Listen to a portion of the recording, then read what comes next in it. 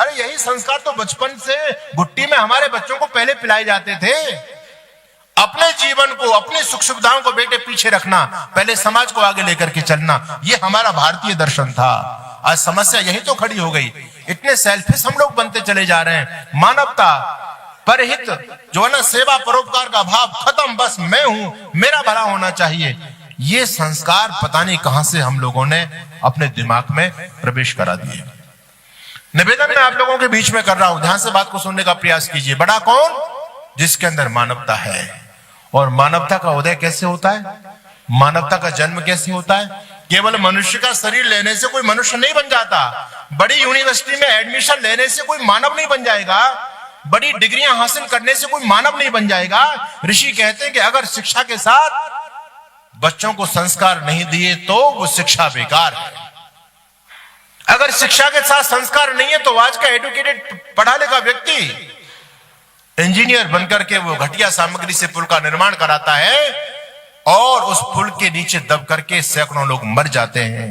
अगर उस व्यक्ति को जीवन में संस्कार नहीं है तो वो पुल बनाने इंजीनियर बनकर के भी चोरी करेगा। अगर उस व्यक्ति के जीवन में संस्कार नहीं है, वो वैज्ञानिक भी बन जाता है तो देश की टेक्नोलॉजी को बाहर बेचेगा। अगर उस व्यक्ति के जीवन में संस्कार नहीं है, अगर वो डॉक्टर बन जाता है तो किसी की किडनी की चोरी करेगा।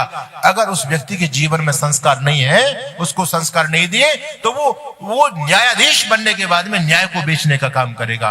कहां से मानवता की रक्षा होगी? इसलिए हमारे ऋषि कहते हैं साक्षरा विपरीताश्चेद राक्षसा भवन्ति। साक्षर शब्द आप लोगों ने सुना है। साक्षर, साक्षर का मतलब पढ़ा लिखा व्यक्ति।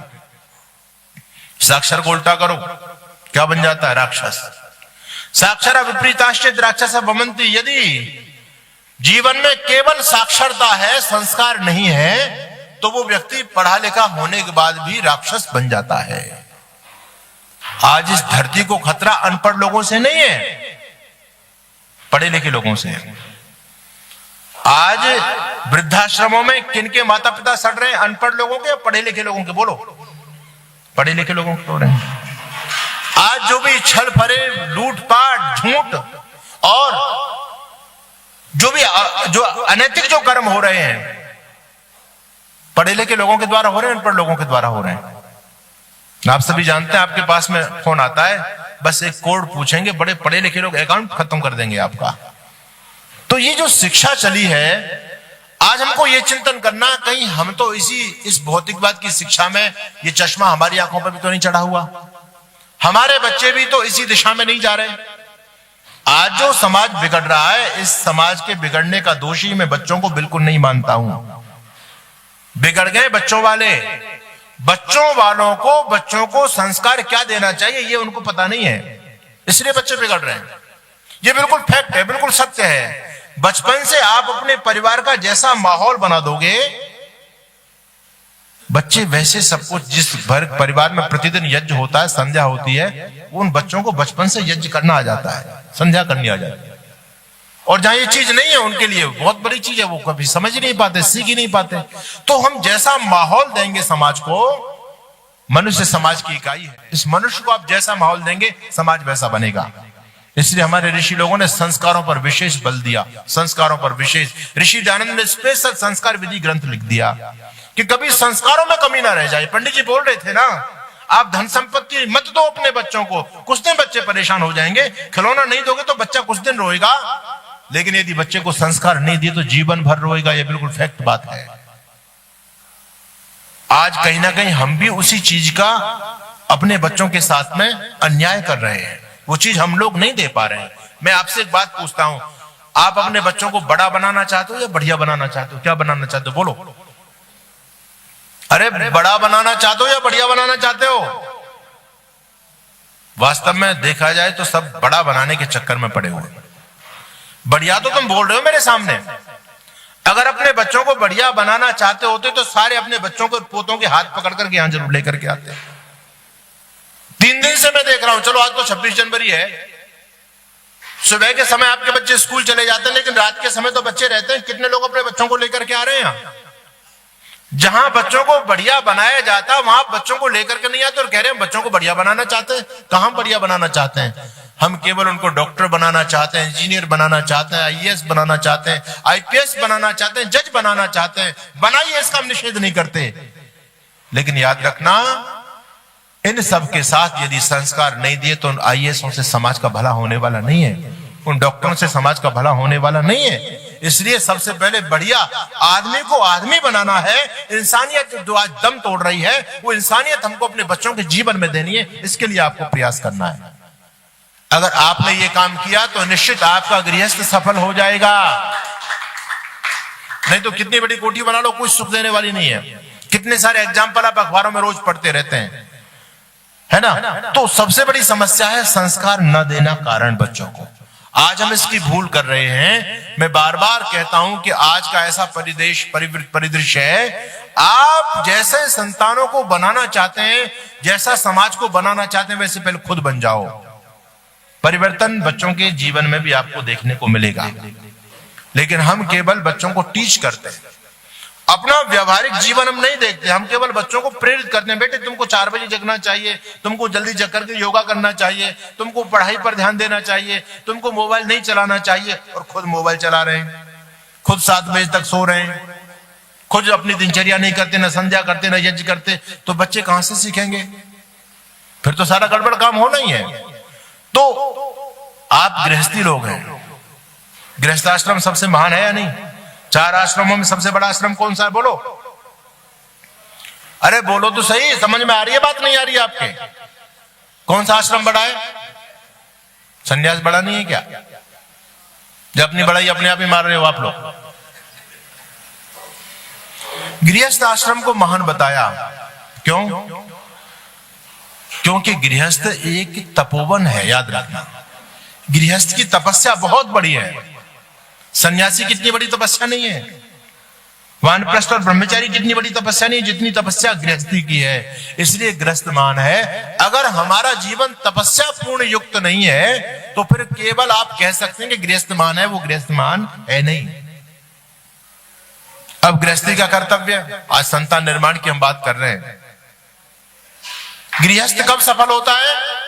महाभारत का प्रसंग मैं आपके बीच में पढ़ रहा हूं। महाभारत, कच्चित्ते सफला वेदा कच्चित्ते सफलम धनम कच्चित्ते सफलादारा कच्चित्ते सफलम श्रुतम।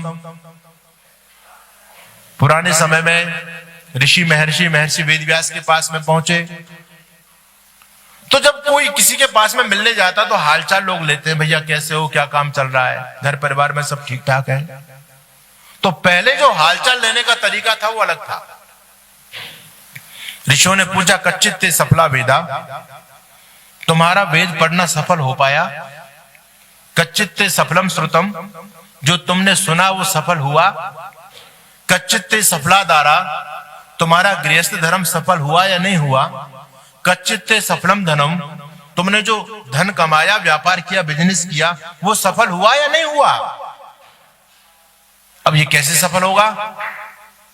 तो महाभारत में लिखा, अग्निहोत्र फलावेदा दत्त भुक्त फलम धनम। वेद पढ़ना कब सार्थक होता है? वेद पढ़ने का फल क्या है? आचार्य चाणक्य कहते हैं, बिन यज्ञ के वेद वृथा समझो। अगर वेद पढ़ने के बाद आप यज्ञ नहीं करते हैं तो आपका वेद पढ़ना निरर्थक है, कोई फायदा नहीं है।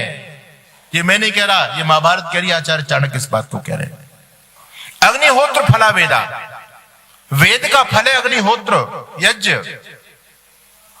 और धन का फल क्या है? धन कमाने का फल क्या है? दत्त भुक्त फलम धनम। धन कमाने का फल है कि जो आपने कमाया है उसमें से कितना राष्ट्र धर्म के लिए दिया है। दत्त भुक्त देकर के कितना आपने अपने लिए यूज किया है, राष्ट्र समाज के लिए दान कितना दिया है। ये आपका धन तभी सार्थक होता है जब धन धर्म के लिए लगता है। बोले फिर गृहस्थ का फल क्या है? तो कहते हैं रति पुत्र फलादारा। गृहस्थ तब सफल होता है जब योग्य संतान को पैदा हम करते हैं। संस्कारवान संतान यदि है तो आपका गृहस्थ सफल है, और यदि संतान आपकी बिगड़ गई तो आपका गृहस्थ बिगड़ गया। याद रखना, वो एक पाप है। रामायण इस बात को कहती है, जब भरत जी अपने ननिहाल से लौट करके आते हैं, माता कौशल्या के पास में जाते हैं उनको मन में संदेह था कि कहीं माता कौशल्या को ऐसा ना लग रहा हो कि भरत ने षड्यंत्र करके मेरे बेटे राम को जंगल में भिजवा दिया है और राजगद्दी ले ली है। तो जब अपनी मां कौशल्या के पास में भरत जी जाते हैं तो वहां बहुत सारी शपथ खाते हैं कि मां, भैया राम को वन में भेजने में यदि मेरा हाथ हो तो मुझे वो पाप लगे जो सुबह सूर्योदय के बाद सोने वाले व्यक्ति को लगता है। ये पाप है, याद रखना, पाप है। आजकल अपने टोनो मोनो को सुला रही हो ना 8-8 बजे तक, पाप कमा रही हो आप। पहले हमारे पूर्वज भले अनपढ़ थे लेकिन 5 बजे तक बच्चे नहीं जगते थे तो चारपाई उल्टा कर देते थे वो। बोलो था या नहीं था ऐसा? आज हमारे बच्चे कितने बजे सो रहे हैं और कितने बजे जग रहे हैं, सारा काम उल्टा कर दिया। फिर हम दोष दे रहे हैं बच्चों को, अरे जो जगने का समय था उस समय आदमी सो रहा है और सोने के समय में जाग रहा है। जो सुबह का अमृत मुहूर्त है ना, अमृत बेले जाग अमृत बरस रहा, जिस समय में सात्विकता प्रधान होती है वातावरण के अंदर, उस समय व्यक्ति सो रहा है। तो विचार सात्विक कहां से हो जाएंगे? खान पान हमारा भ्रष्ट हो गया, हमारी दिनचर्या भ्रष्ट हो गई, तो समाज में भ्रष्टाचार तो बढ़ेगा, स्वाभाविक सी बात है। सुबह सूर्योदय के बाद सोने वाले व्यक्ति को जो पाप लगता है, मैया अगर भैया राम को वन में भेजने में मेरा हाथ हो तो मुझे वो पाप लगे। जो पाप एक नालायक औलाद करने वाले गृहस्थी को लगता है, अगर भैया राम को वन में भेजने में मेरा हाथ हो तो मुझे वो पाप लगे जो एक गलत संतान पैदा करने वाले गृहस्थी को लगता है। ये पाप बताया शास्त्रों में। तो गृहस्थ क्यों महान है? क्योंकि गृहस्थ के ऊपर जिम्मेदारी है संतान की। गृहस्थ संतान पैदा करता है, प्रजा पैदा करता है गृहस्थ, और उसका धर्म है गृहस्थ का कि तुम्हारी प्रजा बिगड़ नहीं जाए। अगर प्रजा बिगड़ी, संतान बिगड़ी तो पाप लगेगा। इसके लिए गृहस्थी को बहुत तपस्या करनी पड़ती है। हम इतिहास को जब देखते हैं तो हमारी जिन जिन माताओं ने तपस्या की, जिन गृहस्थी लोगों ने तपस्या की संतान को बनाने की, वास्तव में उनकी संतानें बहुत दिव्य बनी है। आप लोगों ने भरत जी का नाम सुना है? अच्छा एक बात देखो, मैं सुख सुविधाओं का विरोध नहीं कर रहा हूं, लेकिन एक चिंतन करने की आज बात है कि हमारे जितने बड़े बड़े महापुरुषों जो आज प्रसिद्ध हुए समाज में, उनका निर्माण उनके माता पिता ने कैसे किया, यह सोचने वाली बात है। भगवान श्री राम एक चक्रवर्ती सम्राट, मां भगवती सीता उनकी पत्नी, बच्चों को जन्म कहां दे रही है? राजमहल में या जंगल में? अरे बोलो, कुछ तो समझ में आ रही है नहीं आ रही है आपको? एक बहुत बड़ी महिषी, एक बहुत बड़ी रानी अपने बच्चों को जन्म कहां दे रही है? जंगल में दे रही है। राजमहल में दे सकती थी? ये तो बेकार की कहानी बना दी कि धोबी के कहने से उसको भेज दिया। ये तो मूर्खता की बात है सारी की सारी। ऐसा नहीं है कि धोबी के कहने से नहीं भेजा था भगवान राम ने। भगवान राम और मां भगवती सीता दोनों की सहमति थी। वो तपस्या करने के लिए, वो जानती थी कि राजमहल में रहकर के मैं वो तपस्या का आचरण नहीं कर पाऊंगी, मुझे अपने संतानों को जन्म देना है, इसलिए मुझे बहुत तपस्या पूर्ण जीवन व्यतीत करना है, और वो तपस्या किसी ऋषि आश्रम में रहकर के हो सकती है। भरत जी का नाम सुना है, जिसके नाम से देश का नाम भारतवर्ष पड़ा। मां का नाम क्या था? शकुंतला। पिता का नाम दुष्यंत। कौन थे? सामान्य व्यक्ति थे या राजा थे? राजा थे। एक दुष्यंत नाम का राजा भी अपने बेटे को जब उसकी रानी जन्म दे रही है तो कहां दे रही है? राजमहल में या जंगल में दे रही है? बोलो। वो भी भरत भी जंगल में जन्म ले रहे हैं। मां गंगा, बेटे का नाम क्या है? पितामह भीष्म। ये वो गंगा नहीं जो पानी वाली। अरे गंगा को यहां भी हो सकती है, किसी का नाम होगा गंगा, लेकिन लोगों ने तो वो गंगा पुत्र थे, वो पानी वाली गंगा से पैदा कर दिए पितामह भीष्म। वो गंगा किसी मां का नाम था। तो मां गंगा भी रानी है, लेकिन वो अपने बेटे को जन्म कहां दे रही है? वो भी जंगल में अपने बच्चे को संस्कार दे रही है। अच्छा, सोचने की बात यह है, ये बड़े बड़े लोग थे, ये क्या पागल थे, बेवकूफ थे? अपने बच्चों से प्यार नहीं करते थे क्या? ये लोग सब प्यार करते थे, आपसे ज्यादा प्यार करते थे, लेकिन वो बच्चों के निर्माण के तरीका को जानते थे कि बच्चों का निर्माण कैसे होता है। मैं आपसे ये नहीं कह रहा कि आप तपस्या करने जंगल में चले जाओ। मैं ये कहता हूं अपने घर को ही उस प्रकार का माहौल दो, अपने घर में वो सारी की सारी चीजें स्थापित करो। अगर अपने बच्चों को गुरुकुल में ना भेज सको तो कम से कम अपने घर को गुरुकुल तो बना सकते हो, नहीं बना सकते हो? अगर आपने अपना घर गुरुकुल बना लिया तो आपके घर में दिव्य संतानें पैदा होंगी। याद रखना इस बात को।